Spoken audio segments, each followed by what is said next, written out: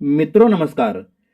हमने दौलत के नियम पुस्तक के अंतर्गत पिछले ऑडियो में आपसे इसके प्रस्तावना और नियम नंबर 1 के बारे में विस्तार से बात की थी। अब आज के भाग नंबर 2 में हम आपसे नियम नंबर 2 के बारे में विस्तार से बात करने वाले हैं। मित्रों, लेखक नियम नंबर 2 के अंतर्गत दौलत की अपनी परिभाषा तय करें, यह टाइटल देते हैं। अब इसके अंतर्गत आप ध्यान से सुनिए। आपके लिए दौलत क्या है? अगर आप दौलतमंद बनने जा रहे हैं तो सबसे पहले तो आपको इस सवाल का जवाब खोज लेना चाहिए। मैंने देखा है कि दौलतमंद लोग शुरू करने से पहले ही दौलत की परिभाषा तय कर लेते हैं। हमेशा उन्हें अच्छी तरह पता होता है कि उनकी नज़र में दौलत के मायने क्या हैं। मेरा एक दौलतमंद और बहुत उदार मित्र है। वह कहता है कि बहुत पहले बिजनेस शुरू करते समय ही उसने यह तय कर लिया था कि वह खुद को दौलतमंद कब मानेगा। उसने संकल्प लिया कि जब वह अपनी इकट्ठी की हुई दौलत, जिसे हम उसकी पूंजी कहेंगे, से खर्च चलाएगा, तब वह खुद को दौलतमंद नहीं मानेगा। नहीं तब मानेगा जब वह अपनी पूंजी के ब्याज से खर्च चलाएगा। नहीं, वह तो खुद को तब दौलतमंद मानेगा जब वह अपनी पूंजी पर मिलने वाले ब्याज के भी ब्याज से अपना खर्च चलाएगा। मुझे तो यह परिभाषा बहुत अच्छी लगती है। यह दोस्त बहुत अच्छी तरह जानता है कि उसके ब्याज पर कितना ब्याज मिल रहा है। हर घंटे शाम को जब वह डिनर करने जाते हैं तो वह जानता है डिनर का खर्च कितना है और डिनर की अवधि में उसने कितना ब्याज कमाया है। वह कहता है कि जब तक से ज्यादा है तब तक वह खुश है। आपको लग सकता है कि यह दौलत की कुछ ज्यादा ही ऊंची परिभाषा है। शायद आप इसे इतनी ऊंची तय न करना चाहें। जाहिर है इसमें कोई बुराई नहीं है। आप निश्चित धनराशि के दौलत का पैमाना बना सकते हैं। पुराने जमाने में हर व्यक्ति मिलियनेयर बनना चाहता था। उस दौर में यह आसानी से पता चल जाता था कि आप लक्ष्य तक पहुंचे हैं या नहीं। आज की तारीख में बहुत से लोगों के मकानों की कीमत 1 बिलियन से ज़्यादा है, लेकिन वे खुद को दौलतमंद नहीं मानते हैं। वे अब तक अपने एंटीना को ऊपर उठाकर बिलियनेयर तय करने का साहस नहीं जुटा पाए हैं। माफ कीजिए, लेकिन बिलियनियर की मेरी परिभाषा 1 मिलियन है और मैं इसके अलावा किसी परिभाषा को मानने को तैयार नहीं हूं। तुलना के लिए मैं आपको अपनी परिभाषा बता देता हूं। मेरे पास इतना होना चाहिए कि मुझे पर्याप्त पैसे होने के बारे में चिंता न करनी पड़े। पर्याप्त पैसे यानी कितने, मुझे कभी पता नहीं होता। हमेशा इस बात की चिंता लगी रहती है कि खर्च ज़्यादा हो रहा है और आमदनी कम है। लेकिन गंभीरता से कहूँ तो मुझे लगता है कि जब से मैंने पाउंड के बजाय हजारों में गिनती शुरू की है, तब से मुझे आराम है। मैं करीबी 1000 तक जानता हूँ कि मुझे कितना मिला, मुझे कितने की ज़रूरत है और मैं कितना खर्च कर सकता हूँ। कुछ लोगों के लिए पैसे की चिंता न करने का मतलब यह हो सकता है कि परिवार में किसी आपातकालीन स्थिति से निपटने के लिए पर्याप्त पैसे रहें। तो आप इसे किस तरह परिभाषित करेंगे?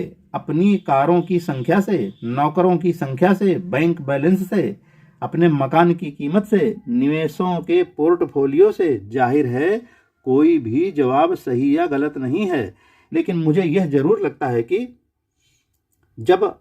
जब तक आप दौलत की परिभाषा तय न कर लें तब तक आपको आगे नहीं बढ़ना चाहिए। अगर हमारे पास कोई लक्ष्य ही नहीं है तो हम निशाना नहीं साध सकते। अगर हमारे पास कोई मंजिल ही नहीं है तो हम घर से बाहर नहीं निकल सकते, वरना हम घंटों तक गोल गोल चक्कर लगाते रहेंगे। अगर हमारे पास दौलत की परिभाषा ही नहीं है तो हम अपनी सफलता की जांच या मूल्यांकन कैसे करेंगे? अगर हम ऐसा नहीं करते हैं तो हम यह कैसे जान पाएंगे कि यह पुस्तक आपके लिए मददगार साबित हुई है? अगर हमारे पास दौलत की परिभाषा ही नहीं है तो हम अपनी सफलता की जांच या मूल्यांकन कैसे करेंगे? अगर हम ऐसा नहीं करते हैं तो हम यह कैसे जान पाएंगे कि यह पुस्तक आपके लिए मददगार साबित हुई है अथवा नहीं?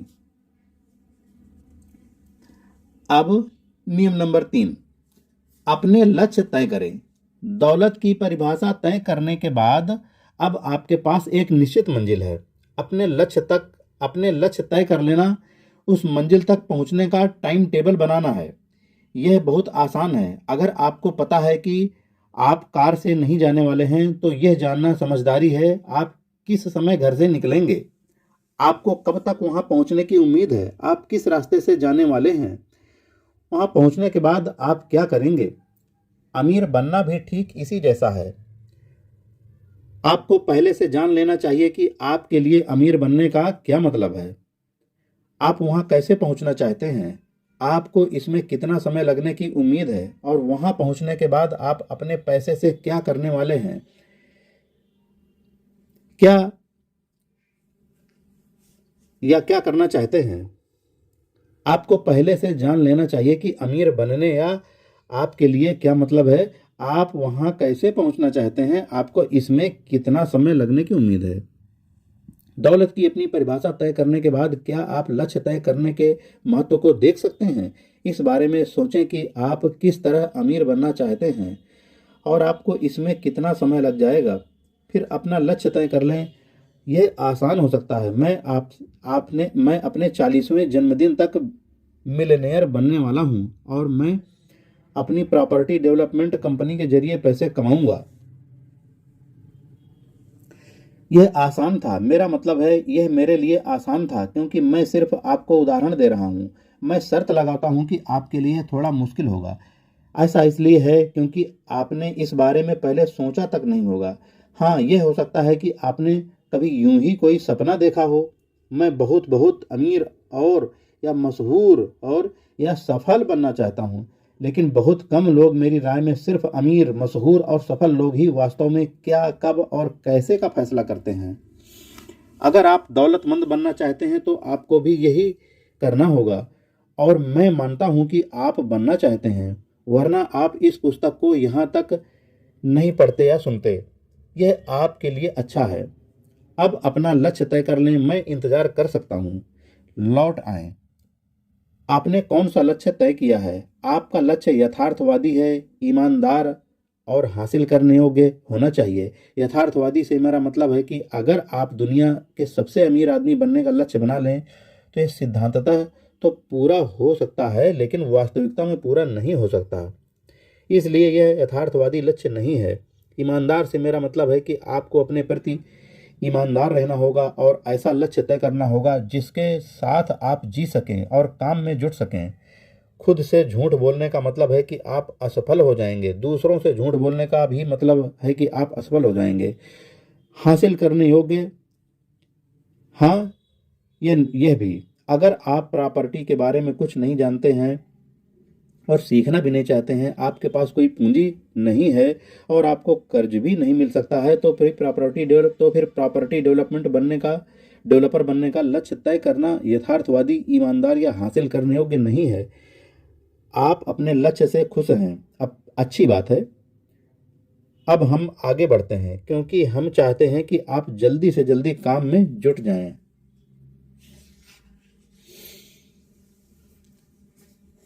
नियम नंबर 4, इसे गोपनीय रखें। अब आप एक नए सफर, नई दिशा में चल पड़े हैं। इस बात को गोपनीय रखना ही सबसे अच्छा रहेगा। एक समय आएगा जब आपको इस काम के सिलसिले में धन के मार्गदर्शकों से सलाह लेने की जरूरत होगी, लेकिन इस वक्त इस बात का प्रचार प्रसार न करें कि आप क्या कर रहे हैं। इसके पीछे के कई कारण हैं।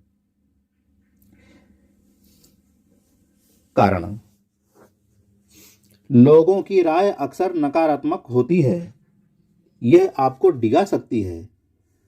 अगला कारण, अगर हर व्यक्ति वही काम करने लगेगा तो आपके लिए जगह कम बचेगी। अगला कारण, अपने सभी अच्छे विचार मुफ्त बांटने की कोई जरूरत नहीं है।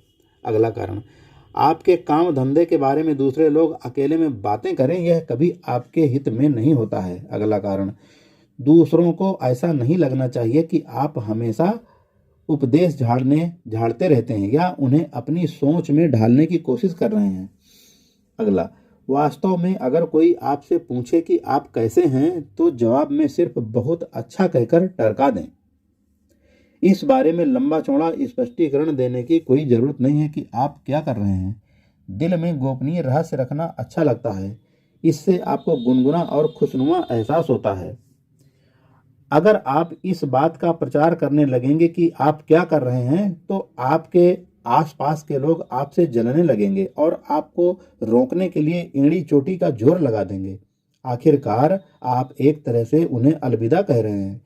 आप एक तरह से यह ऐलान कर रहे हैं कि आपका पुराना स्वरूप या जीवन शैली अच्छी नहीं है और आप नए मैदानों की तलाश में जा रहे हैं। जाहिर है वे इससे खुश नहीं होंगे, तो इसे गोपनीय रखें। इसमें आपका एक धेला खर्च नहीं होता है और आपको कुछ करने की जरूरत भी नहीं है। अब आप एक नए सफर पर एक नई दिशा में चल पड़े हैं। इस बात को गोपनीय रखना ही सबसे अच्छा रहेगा। इस रहस्य को अपने तक ही रखें। नियम सीखते रहें, इनका अभ्यास करते रहें, लेकिन इनके बारे में हर किसी को न बताएं।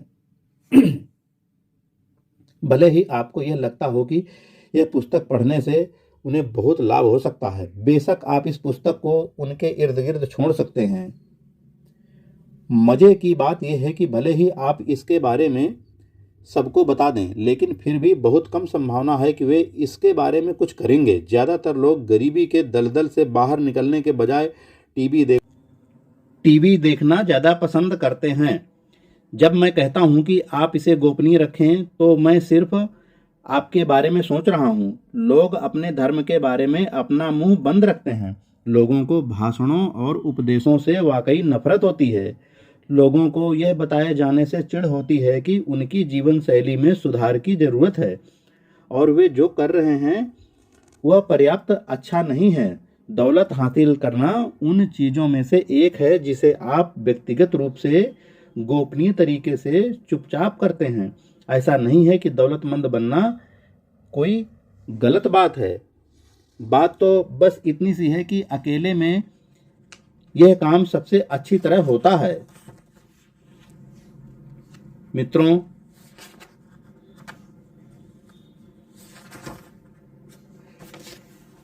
अब अगला नियम नंबर 5। ज्यादातर लोग इतने आलसी होते हैं कि अमीर नहीं बन सकते। आपको सुबह जल्दी उठना होगा, दिन भर कड़ी मेहनत करनी होगी और रात को सोने जाते समय भी लक्ष्य पर काम करना होगा। हाँ, पैसा कई बार पेड़ों पर लगता है, यह ऐसा नजर आता है। हाँ, कई लोग लॉटरी, जैकपॉट या बड़ा पुरस्कार जीत लेते हैं। गुमनाम रिश्तेदार कई लोगों के नाम वसीयत में ढेर सारा पैसा छोड़ जाते हैं।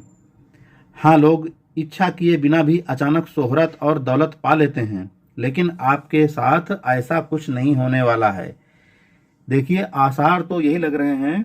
वैसे अगर आपने अपना लक्ष्य यह बनाया है लॉटरी जीतो और विलासिता की गोद में सिर रखकर जिंदगी गुजारो, तो फिर आगे पढ़ने की जरूरत नहीं है। इस पुस्तक को बंद कर दें और जाकर लॉटरी के टिकट खरीदें। अगर आपका लक्ष्य इससे ज़्यादा यथार्थवादी है तो आगे पढ़ते रहें या सुनते रहें। ज़्यादातर लोग इतने आलसी होते हैं कि अमीर नहीं बन सकते। वे कहते हैं जरूरत है कि वे अमीर बनना चाहते हैं, लेकिन ऐसा है नहीं। हो सकता है कि वे अमीर बनने की इच्छा या दिखावा करने के लिए आधे अधूरे मन से लॉटरी के टिकट खरीद लें, लेकिन वे मेहनत करने को तैयार नहीं होते हैं। वे त्याग करने, पढ़ने सीखने, सब कुछ झोंकने, कोशिश करने के लिए कमर नहीं कसते हैं। वे इसे अपने जीवन का एक सूत्रीय लक्ष्य या संकल्प बनाने के लिए तैयार नहीं होते हैं। ज़्यादातर लोग इतने आलसी होते हैं कि अमीर नहीं बन सकते हैं। वे कहते जरूर हैं कि वे अमीर बनना चाहते हैं, लेकिन ऐसा है नहीं।